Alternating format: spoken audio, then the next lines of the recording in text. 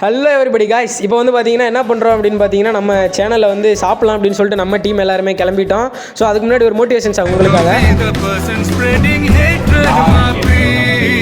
So இப்படி பார்த்தீங்கன்னா லைஃப்பை மோட்டிவேட் பண்ணிட்டு பார்த்தீங்கன்னா சரவணஸ் கேஃப் பார்க்கில் போய் தோசை வாங்கியிருந்த மக்களே.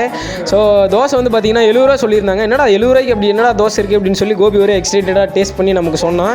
கோபி பார்த்தீங்கன்னா ரிவ்யூ கொடுக்குறேன் அப்படின்னு சொல்லியிருந்தான். ரிவ்யூ கொடுத்து நல்லா தான் இருக்குன்னு சொன்னால் நான் தலையாட்டுற மாதிரி கலாய்ச்சி காட்டுறான். ஸோ இதுக்காகலாம் நம்ம மயங்க மாட்டோம்.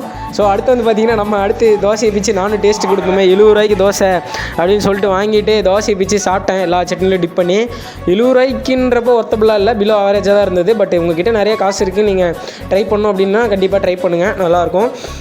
ஸோ நல்லா அடித்து நாக் அவுட் பண்ணிருந்தோம் ஃபுல்லாக. சரியான பசி. காலையில் வந்து பார்த்திங்கன்னா ஹாஸ்டலில் சாப்பாடும் சரியில்லைன்னு சொல்லிட்டு தேங்காய் சட்னி சாம்பார் எல்லாத்துலேயுமே டிப் பண்ணி நல்லாமே சாப்பிட்டோம் மக்களே. ஸோ டேஸ்ட்டு பார்த்திங்கன்னா ஓரளவு பிலோ ஆவரேஜ் தான். ரொம்ப எக்ஸ்பெக்ட் பண்ணிட்டு வந்தீங்கன்னா இது உங்களுக்கு ஒர்த்தபுளான ஹோட்டல் கிடையாது. ஸோ இப்படியே பசிக்குது நல்லா இல்லைன்னு சொல்லிட்டு ஃபுல்லாத்தையுமே சாப்பிட்டு முடிச்சிட்டோம். ஸோ சாப்பிட்டு முடிச்சதுக்கப்புறமேட்டு பார்த்திங்கன்னா சரவணஸ் கேஃப் பார்க்லேருந்து இவனுங்களாம் டீ வாங்கி தர சொன்னானுங்க. சரி வந்ததான் வந்தீங்க வாங்கடா போகலாம் அப்படின்னு சொல்லிட்டு சரவணா கேஃப் பார்க்லேருந்து அப்படியே சாய் கப்புக்கு போனோம். கோடம்பாக்கத்தில் இருக்குது. சரி போயிட்டு ஒரு நல்லா ஒரு டீ வாங்கி சூடாக அடிச்சுட்டு கிளம்பிட்ட மக்களே. நம்ம சேனலை மறக்காமல் சப்ஸ்கிரைப் பண்ணிக்கோங்க. தேங்க்யூ ஸோ மச் மக்களே.